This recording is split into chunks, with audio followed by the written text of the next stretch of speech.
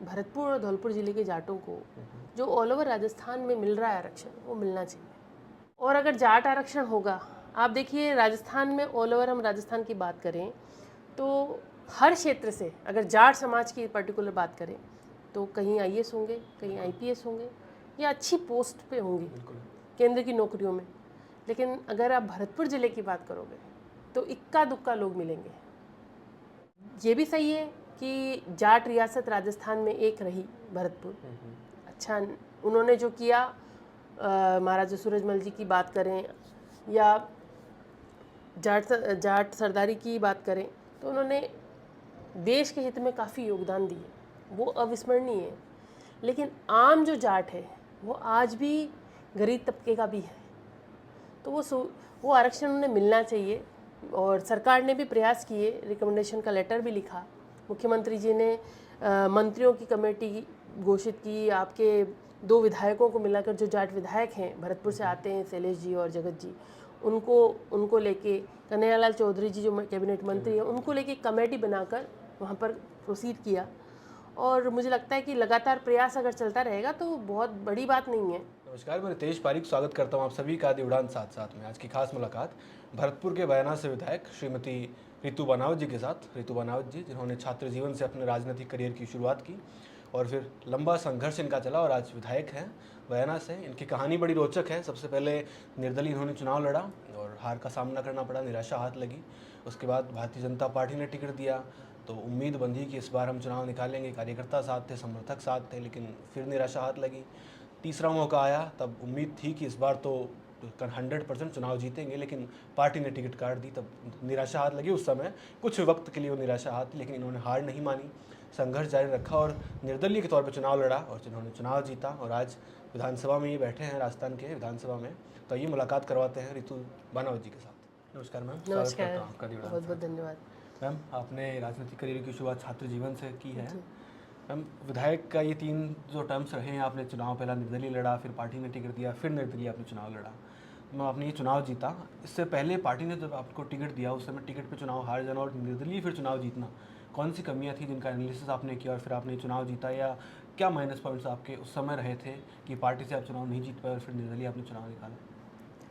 देखिए, चाहे वो मेरा 2013 का चुनाव हो या 2018 का चुनाव हो, राजस्थान में वेव्स के कारण से मैं चुनाव हारी, दोनों ही अपने चुनाव। आपको ध्यान होगा कि 2013 में मोदी जी की इतनी स्ट्रॉन्ग वेव थी, 163 सीट्स आई और मैंने अपना चुनाव वो जो लूज़ किया वो मात्र 2500 से लूज़ किया, एकदम कम मार्जिन से, बहुत कम मार्जिन से। और लगातार जनता के संपर्क में रहे। 2018 में पार्टी ने टिकट दिया क्योंकि मैं पार्टी कार्यकर्ता बहुत लंबे समय से थी, छात्र जीवन से ही पार्टी से जुड़ी हुई थी। जहाँ मैं एजुकेशन हुई मेरी उदयपुर में, पली बड़ी में उदयपुर में जन्म हुआ, वहाँ पर लगातार परिवार भी और मैं भी जब से राजनीति समझने लगी तो पार्टी के साथ रहे। 18 में टिकट दिया और 18 में आप देखेंगे कि पूर्वी राजस्थान में एक वेव चली पायलट, तो उसके कारण से। लेकिन उस समय भी जनता ने इतना भरोसा किया, इतना साथ दिया कि पूर्वी राजस्थान ही नहीं कि पूर्वी राजस्थान में भी सबसे ज़्यादा वोट शेयर मैंने लिया। 2018 के चुनाव में स्थिति ये थी कि मन कह रहा था कि वोट रितु बनावत को देना है, पर वो मजबूरीवश वोट दे के आए कांग्रेस को उस समय। मैम, आपका टिकट कटा, उसमें गुटबाजी अहम थी या कोई और वजह थी? देखिए, टिकट कटने की जहाँ तक बात है, मैं क्या कहूँ, मतलब अब ये तो थी। गुटबाजी तो कहीं ना कहीं थी, होती है पॉलिटिक्स में। लेकिन जनता ने बताया कि हम, वो मेरे साथ हैं और ये चुनाव जो था वो मैंने नहीं लड़ा, मैं सिर्फ एक नाम हूँ, एक चेहरा हूँ। चुनाव वाकई में जनता ने लड़ा था और जनता ने ही चुनाव लड़ा, जनता ने ही जिताया। और जनता ने ही कहा था, जिस दिन टिकट कटा उस दिन भी मैं अपना चुनाव प्रचार कर रही थी, तो सब लोगों ने कहा कि तुम्हें निराश होने की ज़रूरत क्या है, हम हैं तुम्हारे साथ। मैम, आपके पति भी सक्रिय राजनीति में हैं, जिलाध्यक्ष जो रहे हैं, तो मैम जो फैसले होते हैं आपके क्षेत्र में एज ए विधायक, एक विधायक के तौर पे, क्या उनके होते हैं या फैसले आपके, आप आज़ाद हैं फैसले लेने में? नहीं, फैसले लेने में कभी भी उन्होंने कोई मेरे को रोका टोकी नहीं करी और फैसले मैं ही लेती हूँ। आप क्षेत्र के सारे अधिकारियों से भी पूछेंगे तो वो यही बात करेंगे कि जो भी निर्देश होते हैं वही मैं ही देती हूँ। हाँ, डिस्कशन हम कर सकते हैं कि कोई चीज़ का डिस्कशन मैं करती हूँ उनके साथ में, और जो मेरी पूरी टीम है उसके साथ भी करती हूँ। लेकिन अंत में जो करना होता है, मैंने तो कभी भी अकेले फैसला नहीं लिया, जो जनता कहती है या मेरी जो पूरी टीम कहती है। टीम वर्क में मैं विश्वास करती हूँ, क्योंकि विद्यार्थी जीवन से ही एबीवीपी से आई हूँ। हमारे यहाँ टीम वर्क का बहुत अहम रोल रहा है, तो उन्हीं सिद्धांतों पर चलते हुए राजनीति की है। जब भी कोई निर्णय लेना होता है, इवन बीजेपी को सपोर्ट करना है, ये निर्णय लेने के लिए भी मैंने अपने घर पे पूरी अपनी टीम को बुलाया। टीम में 100-200 लोग बुलाए थे, लेकिन उस समय 400-500 लोग आए। सबने जो सजेस्ट किया कि हमें जाना चाहिए पार्टी के साथ में, देन मैंने डिसाइड किया कि नहीं, पार्टी के साथ जाएंगे और सपोर्ट करेंगे। मैम, आप पार्टी के साथ गए, आपने सपोर्ट किया भारतीय जनता पार्टी को, जिन्होंने आपकी टिकट काटी थी, आपने चुनाव जीता और समर्थन दिया उनको। तो बजट अभी पेश हुआ, तो उस बजट में क्या वो झलक नजर आई कि हमने सहयोग किया, उसका फायदा मुझे बिल्कुल मिला? बिल्कुल नज़र आई। आपको बताऊं मैं कि पहले बयाना विधानसभा का नाम, बजट में कोई एक आध चीज़ मिल गई तो मिल गई, अच्छा। नहीं तो कई बार बजट ऐसे ही चला जाता था। इस बार आपको मैं बताऊं, लंबे समय से मांग आ रही है, क्योंकि हम सब जानते भी हैं कि चिकित्सा बहुत बड़ा इशू है, क्योंकि मेरे यहाँ से आपके स्टेट हाईवेज जो है गुजरते हैं, सारे अपने जो खनन माइनिंग का क्षेत्र है वो भी मेरे यहाँ पे है, मेरी कॉन्स्टिट्यूंसी में है। तो आए दिन दुर्घटनाओं की संभावनाएं बहुत हैं। तो चिकित्सा व्यवस्था बेहतर हो, उसके लिए हम मेरे दोनों ही हॉस्पिटल, रुब्बास और बयाना, दोनों को एसडीएस कर दिया गया। और एक मॉडल सीएससी की बात करिए कि हर विधानसभा में एक मॉडल, आप देखिए दोनों उपखंड आपके एसडीएच हो गए, एक मॉडल सीएससी हो जाएगी। तो एक लंबे सोच इस बजट में हमें दिखी कि सरकार ने हम जो डिमांड कर रहे थे लंबे टाइम से वो पूरी की। एक बस स्टैंड की बात थी रुब्बास में, रुब्बास बयाना दोनों में ही मेरे यहाँ बस स्टैंड नहीं है, लेकिन रुब्बास में हमारे पास ज़मीन अलॉटेड थी। ज़मीन हमने उसकी नाप वगैरह भी हमने बजट से पहले ही करवा ली थी, ताकि बजट में घोषणा हो जाए। बयाना में भी बस स्टैंड अभी होना है, लेकिन उसके लिए ज़मीन अभी हमारे पास नहीं थी। तो जब ज़मीन की व्यवस्था हो जाएगी तो वो भी जल्दी होगा। और रुब्बास में बस स्टैंड के लिए भी हमारे पास घोषणा हो चुकी है। अभी मैं मुख्यमंत्री जी से मिल के आई थी, तो उन्होंने कहा कि अभी और कुछ तेरे को मिलने वाला है। तो पॉसिबिलिटी और भी बहुत सारी है, संभावनाएं बहुत सारी है, पर मुझे लगता है कि अगर विधायक एक्टिवली काम करते हैं तो सब कुछ होता है।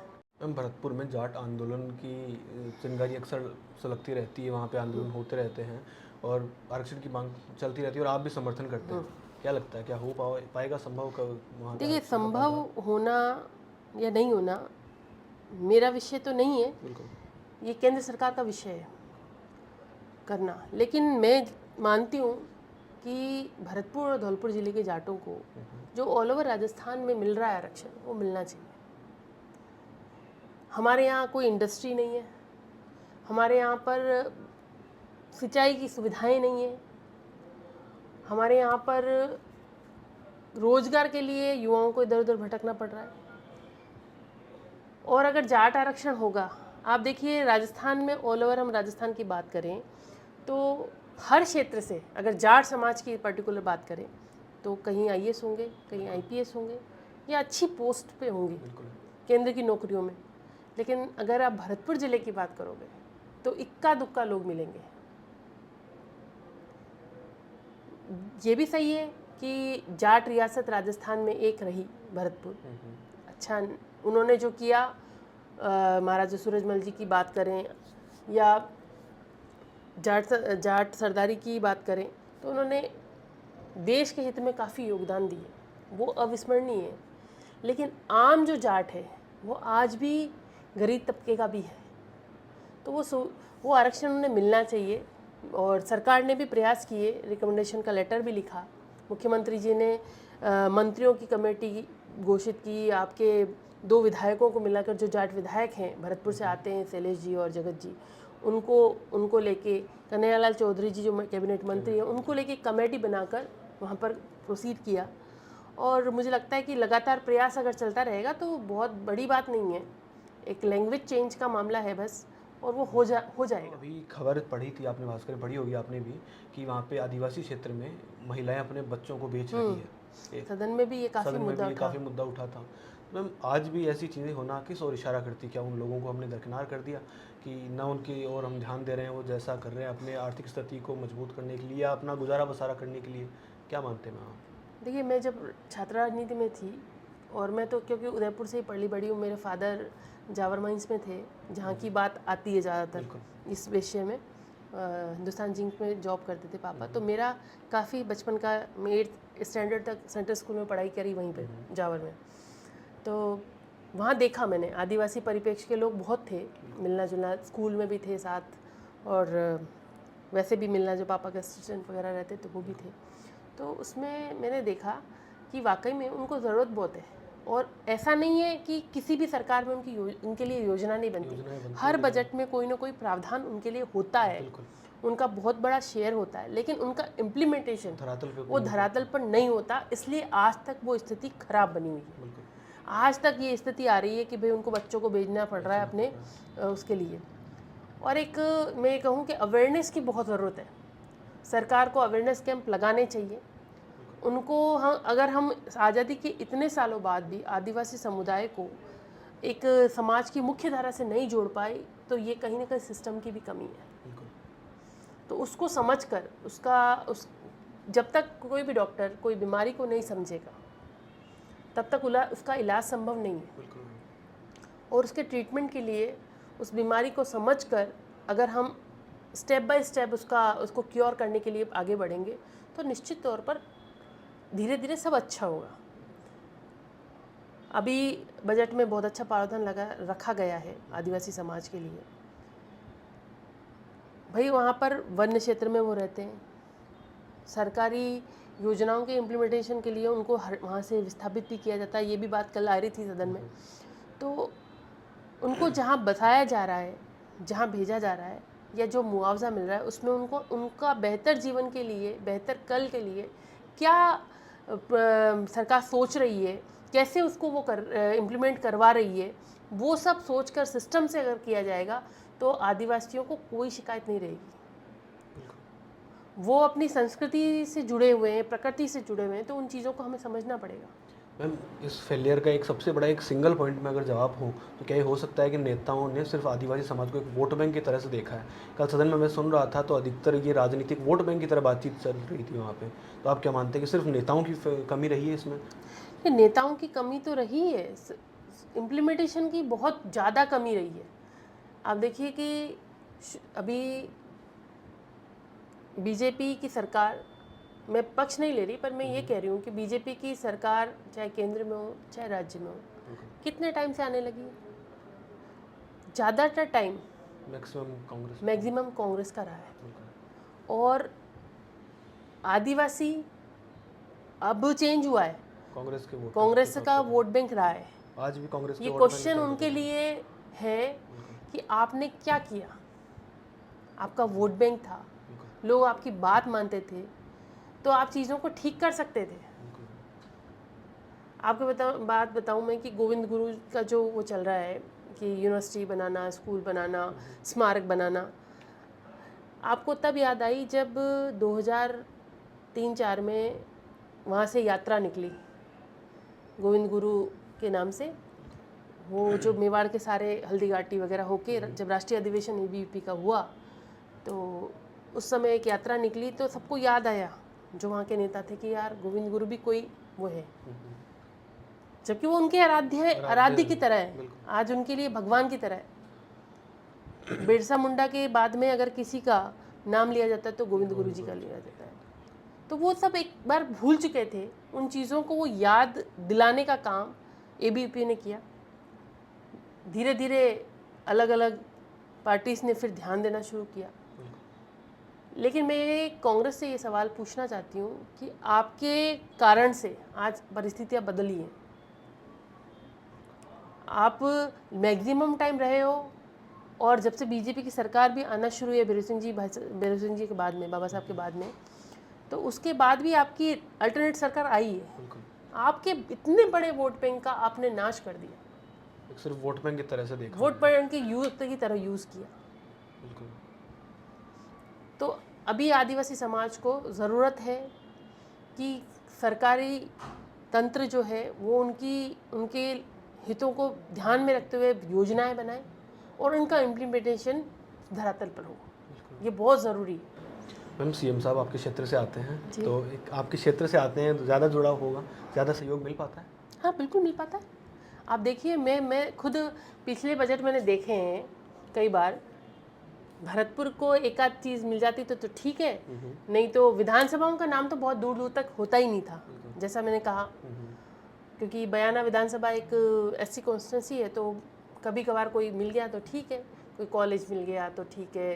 कभी रिको घोषणा हो गई, रिको की घोषणा हुई 2018 में, 18 के चुनाव के बाद में उनके बजट में, कांग्रेस सरकार में, लेकिन आज तक धरातल पर कुछ नहीं है। कॉलेज जो खुलवाए वो उनकी स्थिति खराब है। तो भरतपुर ऑल ओवर की बात करें तो अब की बार हम राजनीति में 15 साल से, मैं खुद सक्रिय राजनीति में वहाँ काम कर रही हूँ धरातल पर। तो हम भरतपुर जाते थे, और क्योंकि मैं उदयपुर की बेटी हूँ तो उदयपुर भी मेरा जाना होता था।